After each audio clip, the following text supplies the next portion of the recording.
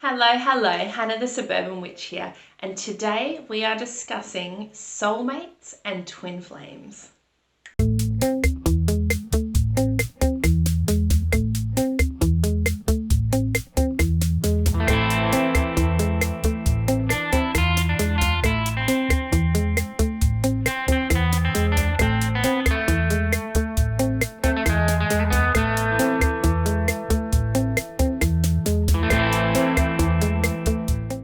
In today's video, we'll be discussing what are soulmates and how that all works, and the same with the concept of twin flames and why it is different to soulmates and all of the hype that surrounds it at the moment as well.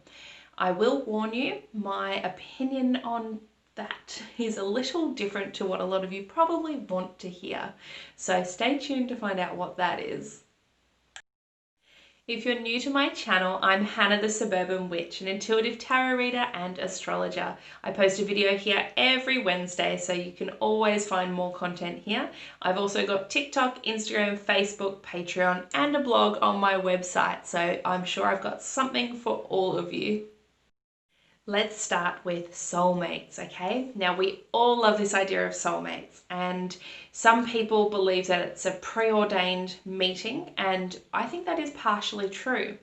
Now, if you've watched my pre-birth planning video, you may know that we do go into each life with a few key things that we're going to achieve and going to learn, and almost contracts signed up between us and another soul.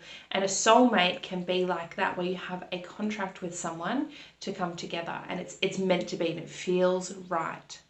Now, if someone is your soulmate, it's not going to be you meet them and you just know, right? It's not the movies. Often what it is a familiarity, and it sort of sits there and your body and your soul recognizes it, but it doesn't mean it's going to be straight away. Sometimes it still has to build, and that might be part of your learning process as well. Now, with soulmates, they are generally someone from our soul group. So soul groups are a group of souls that we travel with lifetime after lifetime after lifetime. Sometimes people from this soul group may decide, I'm not going to incarnate again this time, I'm going to watch over you guys, so they might not come into every life, and they might be an ancestor or a guide for us. Then we have other people that we incarnate with lots and lots and lots. So you can have this sort of familiar feeling with a lot of people that are in your life, friends, family, partners, that sort of thing, children. Now, with soulmates, sometimes, and this is where it gets a little interesting, we like to think, especially if we think it's someone from a past life, right? You know, oh, we were married in the last past life, or we've been together before, and that sort of thing.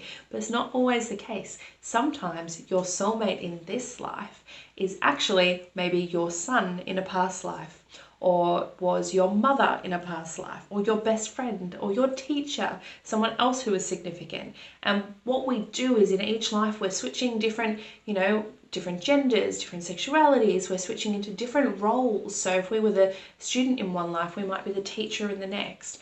Those sorts of things happen, and we can play out these different things with different people. I think I mentioned on my past life video that I have had a past life where my brother, who's my brother now, was my son, and that's probably why I mother him so much now. And then when we have our soulmate connection, so the person we're meant to be, it's sort of signed up in that contract, meant to be within this life, it can be someone that we have, they've been a child before, or we've been their child, and some of those themes can sometimes come into the relationship, and it can be just really fun to know that and think about that and wonder. I think it's all amazing. With soulmates, the key thing with this, though, is that they are positive. This person will bring you to a higher level of understanding of yourself and you to them. It is not a toxic relationship. A soulmate is a positive, high vibrational relationship in your life. Now, twin flames. And I know you're all really wanting to know about twin flames and what the deal is. So the idea with twin flame connections is that there is one soul that's been split into two bodies, okay? And then you find each other and you come together, and it's really intense, like a super intense relationship that puts soulmates to shame, basically. I don't ascribe to this idea, personally. Twin flames, I've seen no evidence for it in anything that I've read, studied, or even picked up with intuitively and tuned in and asked in meditation. Nothing has communicated to me that this is a real thing. And I know you'll hear lots of people saying otherwise. I am simply telling you what I have read and understood. But twin flames to me is a word to romanticize something I know of as a trauma bond. What is a trauma bond? Trauma bonds are bonds in adulthood that mimic the dynamics of the earliest bonds in childhood. Trauma bonds involve a cycle of emotional addiction where you keep coming back in hopes behaviours will change. The emotional addiction is so powerful that the rational brain can be aware of dysfunction, but you feel powerless to leave. The reenactment of trauma dynamics feels like soulmates, twin flames, or deep connection and familiarity. The trauma brain is obsessively distracted with what this person is doing and thinking due to a deep unconscious fear of abandonment.